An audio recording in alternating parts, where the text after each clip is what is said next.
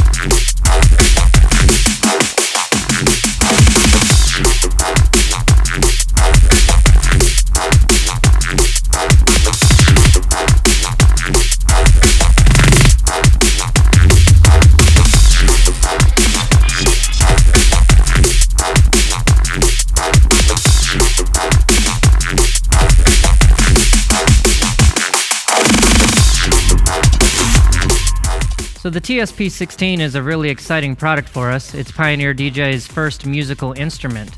We're known primarily for making DJ equipment, but many DJs are also producers, so it made sense for us to expand into the producer market. So this is a 100% standalone professional sampler. There's no computer required. It comes with 2 gigabytes of samples from Loopmasters that are categorized by genre and instrument. It also has 5 gigabytes of internal free space for you to load your own samples. And it also has a USB Type-A port up top to connect your own flash drive or hard drive and import your own samples. Further, it also has a stereo input on the back for recording any source. So also on the back panel, we have a headphone port. We have 8 outputs for stereo, so you can record separate stems. And we also have MIDI I/O for connecting and synchronizing with external hardware. And it also has a LAN port for connecting to Pro DJ Link and synchronizing perfectly with our DJ products. So on the top of the unit, you'll notice right away that we have 16 RGB pads here for your performance. These pads are velocity sensitive, and they are actually very sensitive. If you notice here, you can get really dynamic with these pads with the velocity sensitivity. You also can freely assign any color to any of the pads, and we also have 4 pad modes across the bottom: track, mute, slice, and scale. Alright, so just to the right of the pad, you'll notice this 7-inch multicolored touchscreen. This is the same 7-inch touchscreen that is featured on our CDJ 2000 Nexus 2, as well as our DDJ RZX. This is where you can dive into the wonderful ecosystem that we've built here for the Toraiz, and you can access every parameter of the unit. Underneath the touchscreen, you'll notice here that we have 6 rotary pots. These are endless rotary pots that will actually control many different parameters depending on what you have selected. So for instance, when I select this particular pad, I actually have control of the volume, the pan, the pitch, the time stretch, looping on or off, and the trigger mode. And if we swing up to the top of the unit, you'll notice that we've collaborated with Dave Smith Instruments on this unit, and we actually have an analog filter here that is actually the same analog filter that was featured on the legendary Prophet 6. So the filter actually has activate button, so you can turn it on or off, and then we have a high pass, a low pass with resonance, and also an overdrive feature. So the Dave Smith filter sounds awesome, and it adds some analog character and analog grit to your sound. So I'm going to demonstrate that, as well as demonstrate the velocity sensitivity on the pads and the touch strip here. So I'm going to go ahead and start a pattern.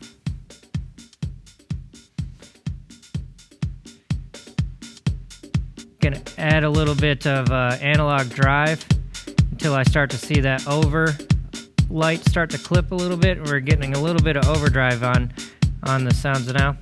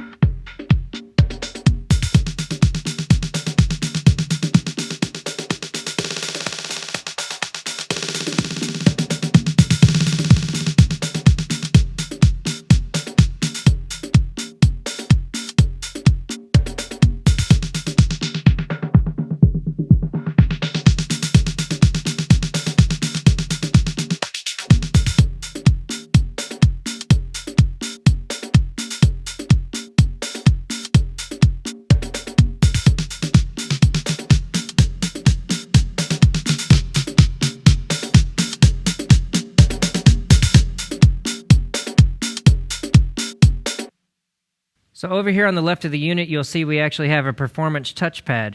This actually has 4 different modes: pitch, repeat, user 1, and user 2.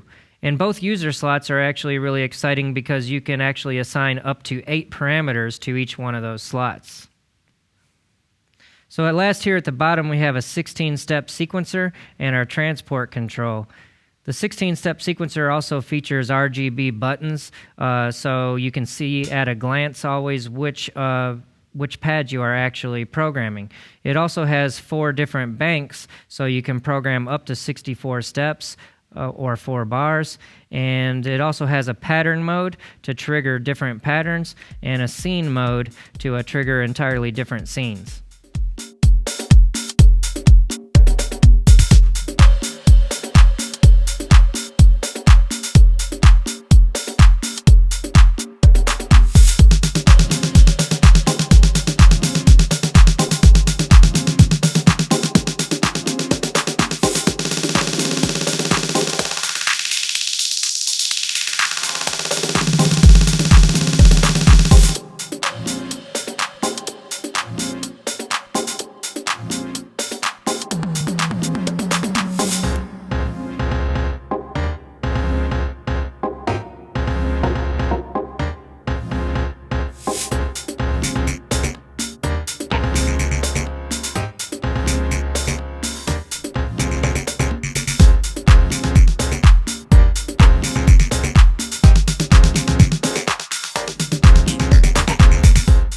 So now let's talk about workflow. To understand workflow, you need to understand the anatomy of a TSP-16 project, and I can demonstrate that here by going into the Scene Manager.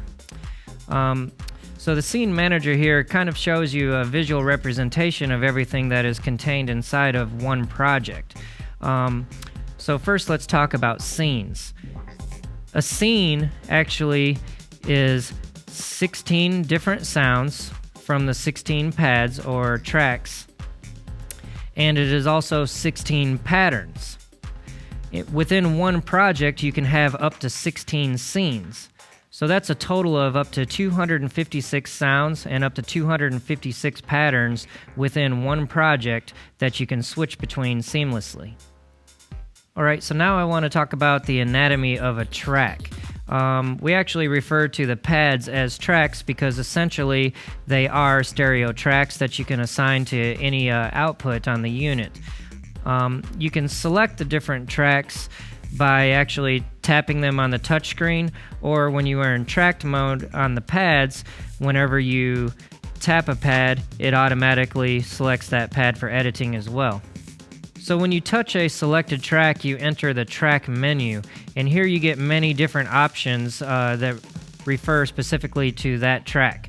First, you have a browse section, and here you can access the internal samples, and also if I had a flash drive or hard drive connected, you would access all of those samples here as well in the browser. So there's also a playback menu, an amp envelope menu, and an insert effects menu, as well as a sequence menu. You'll notice that if I tap any of these menus, the knobs at the bottom actually start to control parameters pertaining to that menu. So you can actually dive in further to each menu. For instance, with the playback menu, if I tap it again, I actually get a nice display of the sample. Here, the touchscreen comes into effect, and I can edit my starting and my end points. I also can reverse the sample or snap it to the grid. I can zoom in and zoom out of the waveform. So when you enter the amp envelope menu, you kind of get the same thing. I get a few additional options, and I also get a nice graphical display of the envelope, and I can actually grab and touch the release, the hold, and the attack of the envelope. And if I back out here, I can go to the insert effects. And on this particular insert effects, I have a filter loaded. And if I dive in there a little bit deeper, I can actually change my multi-mode filter to band pass, low pass, or high pass. You actually get a nice display of the parameters, and I have control of the cutoff, the gain, and the resonance, and the dry-wet mix. I also have the ability to select and insert a different effect. And if I back out of there, we'll go back and show you the sequence menu. The sequence menu is really cool because it actually has the ability to re-trigger notes. I can actually select any note and tell it that I want to, say, re-trigger 8 times at a speed of 1/32. I also have the ability to shift my entire sequence left or right, and also to offset the sequence. If I dive in further, you see that I get a graphical display of the actual sequence. I can see which notes actually pertain to this sequence. I can access the different bars of this sequence. I can clear the entire sequence. I can quantize it. And I can also step modulate individual notes. So for instance, on note 7 here, if I wanted to add a re-trigger just on that note, I can press and hold that note and then start to adjust the parameter. And you'll notice that once I do that, that parameter then gets a box around it to let you know that this particular parameter is being modulated. So I'm telling just this one individual step to re-trigger 8 times at, let's say, a speed of 1/16.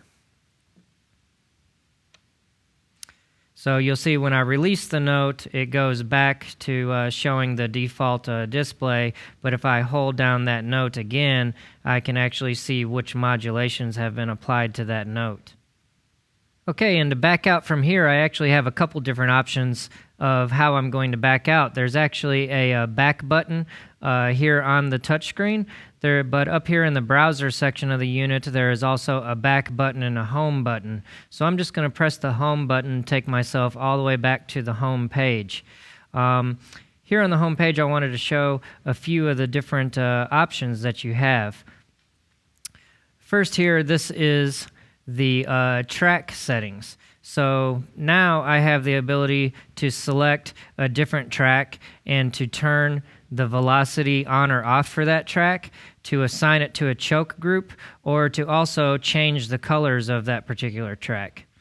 Next from there, we also have the BPM and quantize page. Here I have the ability to tap in my own tempo or to dial in my own tempo with the scroll wheel here. And I can also hold shift and scroll to actually make fine adjustments to the BPM. I also have the ability to add swing to the sequence, and we have the ability to nudge the sequence forward and backwards for syncing. We can turn the metronome on or off, and we can also select our quantize value. So if I back out from there, I am going to now show you the mixer page. The mixer page is really nice. I can use the scroll wheel to go through and select all my different tracks. And whenever I select a track, I instantly get adjustment for the volume, the pan, and the send amount for that track. I also get my headphone volume, my send volume, and my master volume. Over here we have the ability to assign the send effects, and we also have the ability to assign the output routing. And then next over from the mixer we have the arrangement page, and this is where you can arrange all the patterns you create and the scenes you create into a song or composition.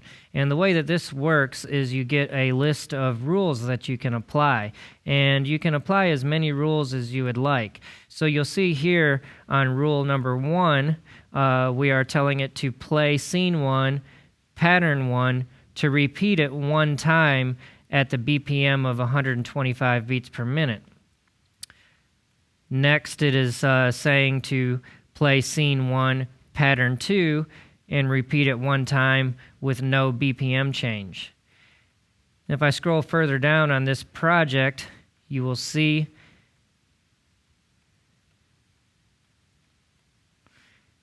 now on rule number 19, we are saying to switch to scene 2, which is an entirely different set of sounds, play pattern 16 of scene 2, repeat it 1 time, and to do a BPM change of 128 beats per minute.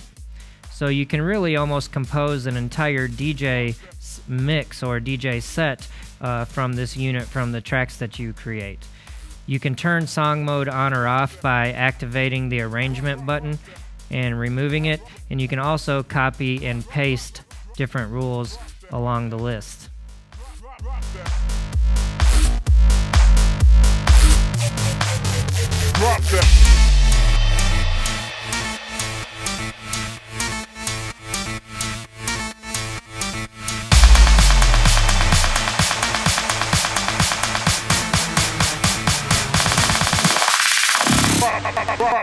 Drop that.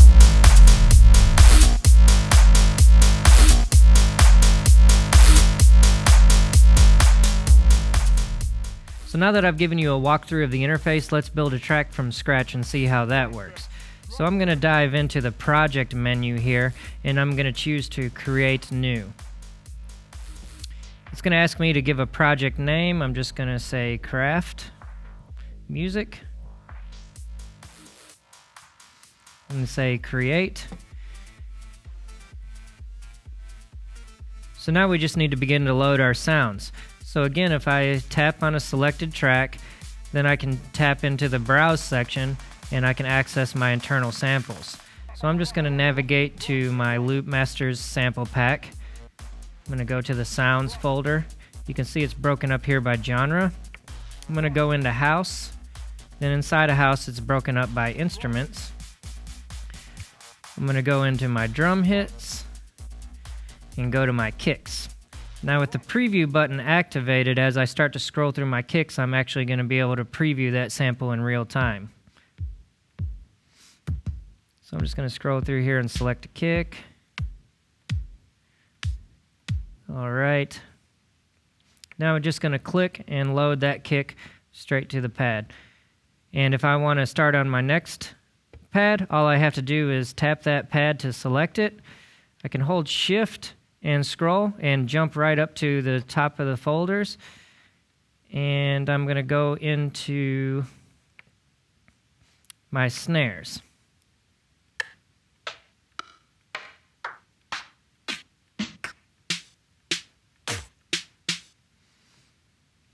That sounds good. Tap the next pad, shift and scroll. Let's go to my hats.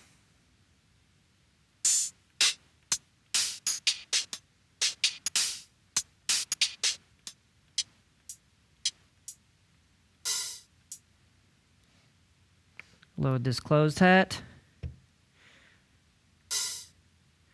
and load that open hat. So next we'll look for a bass sound. Go into my bass hits. I think I like that one. We'll load that one. And then we'll look for maybe some sort of synth.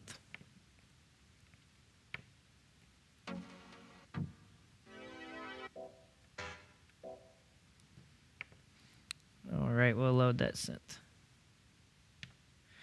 So now I'm going to start to lay down a bit of a sequence. So all I have to do is select which pad I want to sequence. So we'll start with the kick. I'm just going to lay down a simple 4 on the floor pattern and go ahead and start my sequence. I'm going to switch to my snare. I'm going to lay in a couple snares. This is my hi-hat.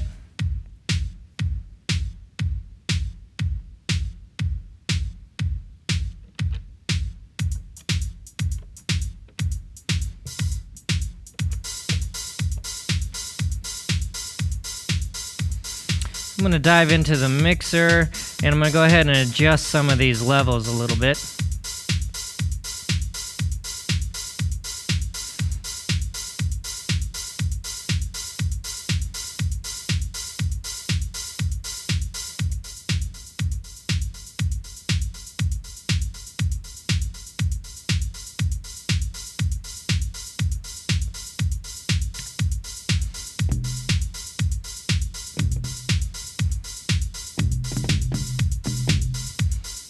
going to go ahead and record in live this little bass sequence.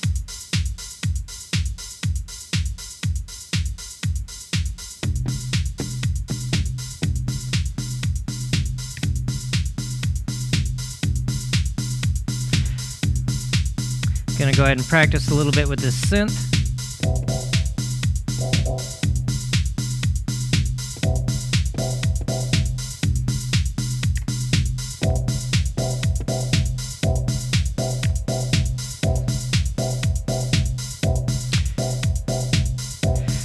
I'm going to go in and add a little bit of effects. So I'm going to select a send effect. I'm going to go ahead and select a reverb here.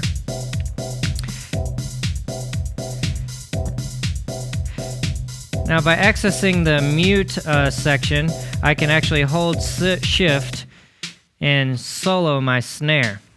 Now I'm going to dial in a touch of reverb on this snare.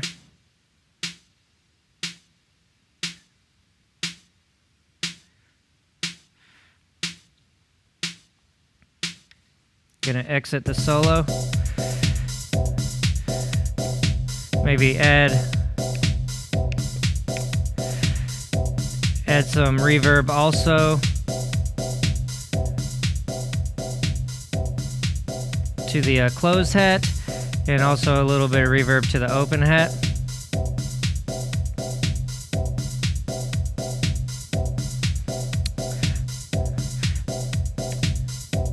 So now on the closed hats, I want to show you some cool tricks you can do with the sequence. I'm going to go back into the track menu, and I'm going to do some step modulation on some of these notes.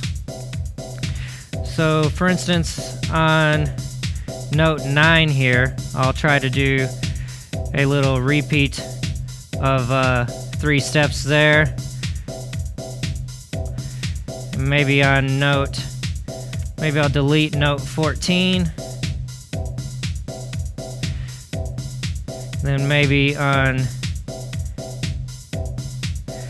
note 6, I'll also do another retrigger of 4 notes, maybe at a bit of a different speed.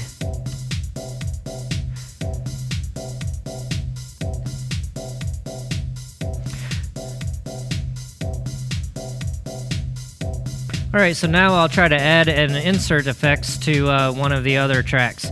I'm going to select the synth track. I'm going to back out to the track menu. I'm going to select the insert effects, tap it again to go in there, and select an effects. And I'm going to try to add a bit of flanger on this synth. I'm going to turn up the mix a little bit.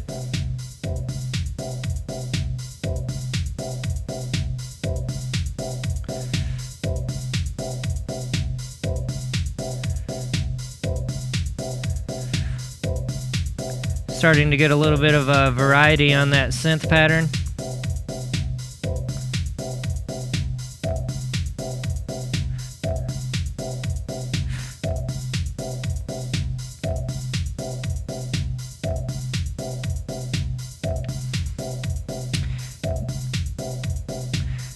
All right, now let's kind of build upon this pattern.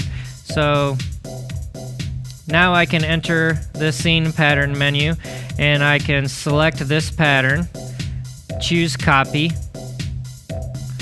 select pattern 2, and paste that pattern directly in. Now if I want, I can go in and make edits to this pattern. So let's say I want to make a pattern that does not have the kick in it to actually begin a breakdown. So I can back out of there, I can select my kick, and I can just remove those samples.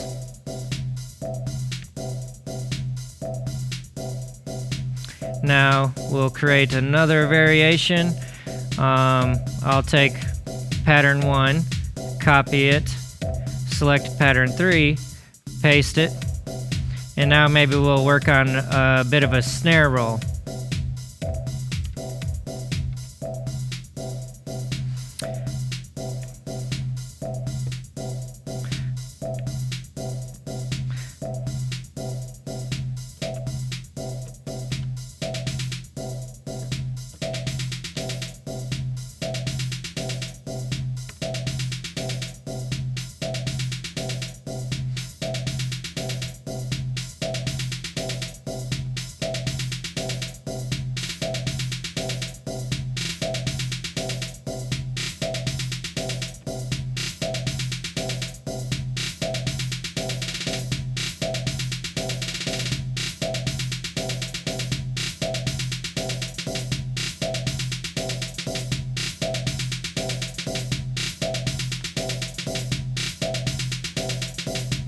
I can also step modulate the pitch on the snare. If I select and hold a particular note,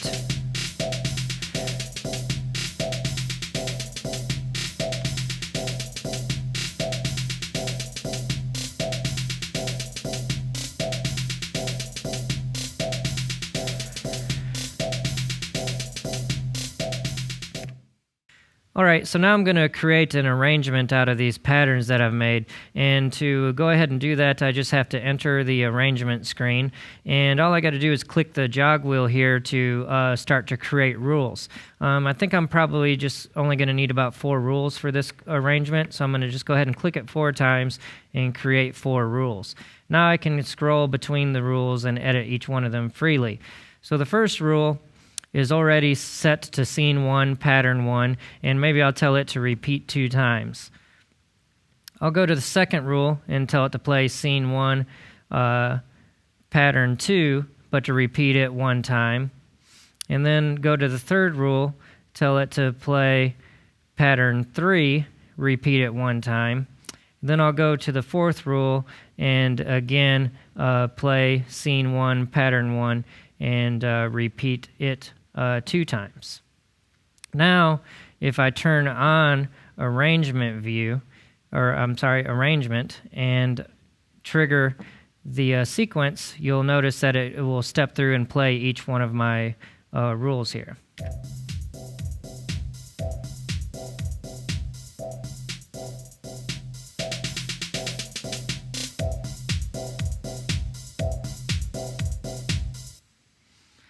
So there we have it. We've created a quick little track, and now all I want to do is save this. So all I have to do is access the project section, and we'll just choose to go ahead and save that. And now it is saved to the internal flash memory. Another option you have is to do what's called save as a package, and this is a neat feature because you can actually save your entire project, including all the sounds samples, as one package, and you can actually choose to save that to your flash drive, and then you can plug your flash drive into any other Toraiz unit and load your entire package and project.